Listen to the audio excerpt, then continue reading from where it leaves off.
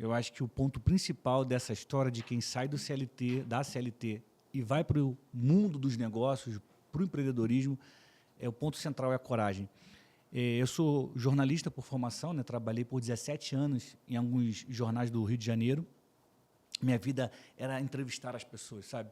Minha vida era correr atrás de histórias, minha vida era escrever, que é o que eu amo, é a minha paixão.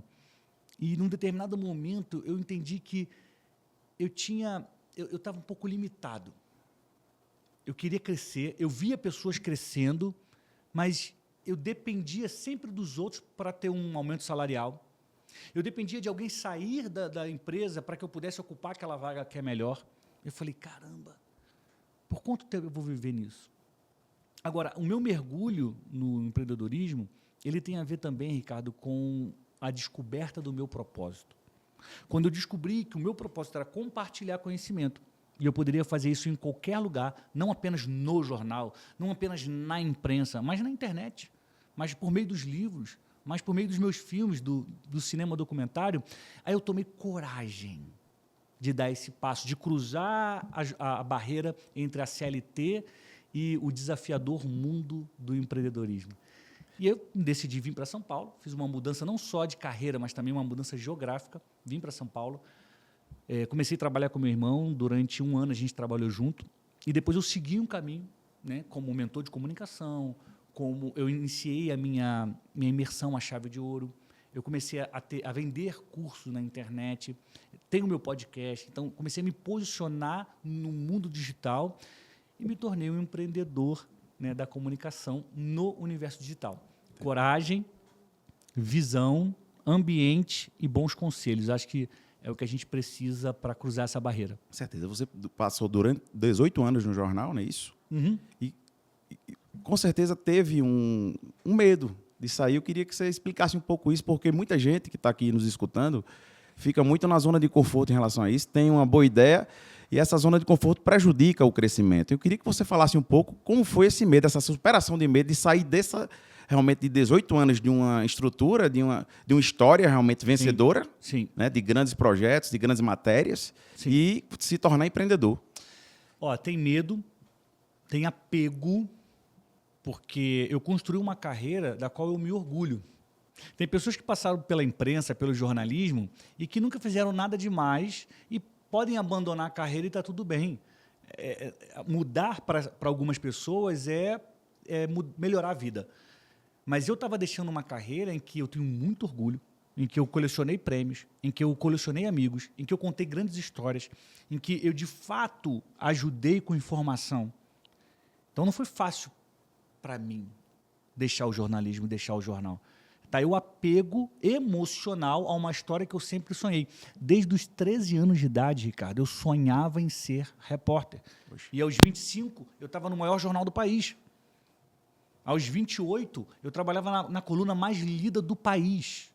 Eu fazia parte de um time de repórteres que era um time muito seleto. Deixar tudo isso é difícil. Aí o aspecto emocional. Tem um outro aspecto que é o financeiro.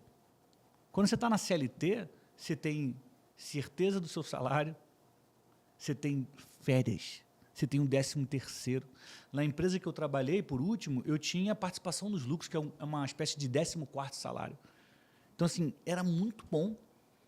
Quando você deixa isso de lado para empreender, você entra num caminho que você não tem nada. Só tem o seu conhecimento, sua coragem, o seu sonho. Quando a gente começa a empreender, a gente já começa um mês devendo. Você fala só, eu preciso levantar para pagar as contas, porque ninguém vai botar dinheiro na minha conta no dia 5, no dia 10. Se eu não começar a produzir, não tem. Então, assim, é desafiador.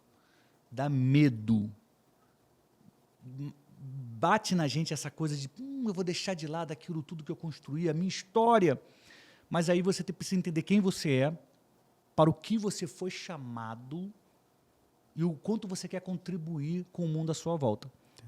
Eu entendi isso e cruzei essa barreira. Você é um grande especialista em fazer perguntas. A chave de ouro eu participei, quero dizer aqui a todos vocês que vale a pena, porque realmente foi uma mudança de chave na minha vida, na minha história. Quero parabenizar você.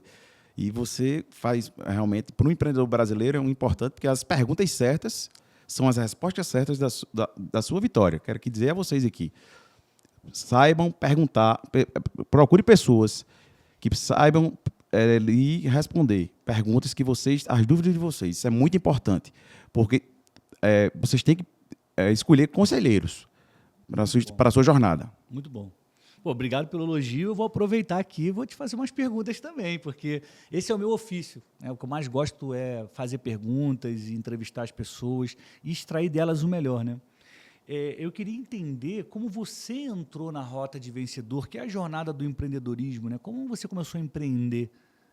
Eu, muito jovem ainda, com 16 anos, comecei a trabalhar com meu pai, que tinha uma rede de supermercado no meu estado, lá no Rio Grande do Norte. E aos 20 anos, meu pai quebrou e chegou para a gente e disse: filho, agora é com vocês. O que eu podia fazer, eu fiz a minha vida toda, e vocês precisam agora tomar o rumo de vocês.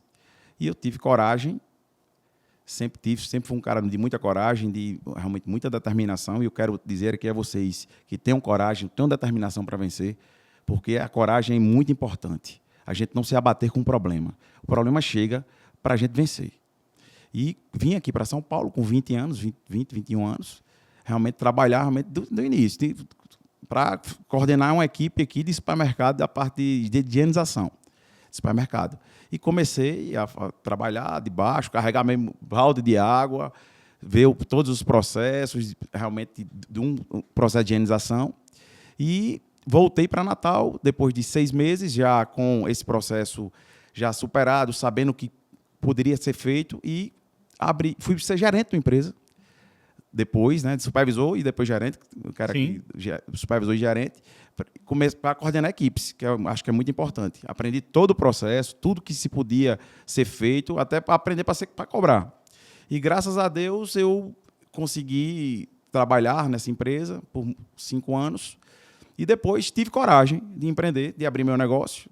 Aprendi realmente como se fazia e abri desde 2005 para cá, são quase 20 anos, a gente trabalha. Eu tenho uma empresa no meu estado, hoje, que tem 550 colaboradores. Começamos do zero, praticamente.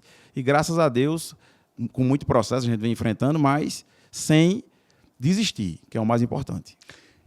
Qual é o setor? Qual é a área da sua empresa? Hoje a gente trabalha com locação de mão de obra, no meu estado, com vigilância armada também. E não é fácil. Lidar com pessoas é complicado, mas a gente vai escolhendo as pessoas certas e trabalhando. Ou seja, essa experiência que você teve em São Paulo, de trabalhar com uma equipe que higienizava ambientes, né? Ela te serviu para moldar o seu caminho de empreendedor? Você aprendeu a fazer algo aqui e depois criou a sua empresa, foi isso? Com certeza. Eu tive essa experiência e pude entender também que estava na zona de conforto, porque era CLT também, e eu digo, pô, tenho ideia, sei fazer, por que não abrir meu negócio? Claro que o negócio a gente abre, no início é complicado, acredito que o seu também foi, Sim. Em vir para São Paulo. E realmente sofri muito, foi muitas batalhas para vencer, mas sempre de pé, sempre acreditando em Deus primeiramente, acreditando, colocando os princípios acima de tudo. Claro que nós somos apontados muitas vezes, porque não é fácil crescer dói, É verdade. dói bastante, porque a gente precisa desse processo, mas graças a Deus, com muita luta, sem desistir, com humildade, tratando as pessoas como elas precisam ser tratadas, a gente vem trilhando esse caminho e vim para cá, para São Paulo novamente, desenvolver esse projeto, porque não quero deixar escondido histórias de pessoas realmente que vivem esse processo, que passam por isso e não desistem, que grandes sonhos estão aí sendo morridos, ceifados no Brasil, por a pessoa estar na zona de conforto. É isso que a gente está aqui, esse projeto é esse.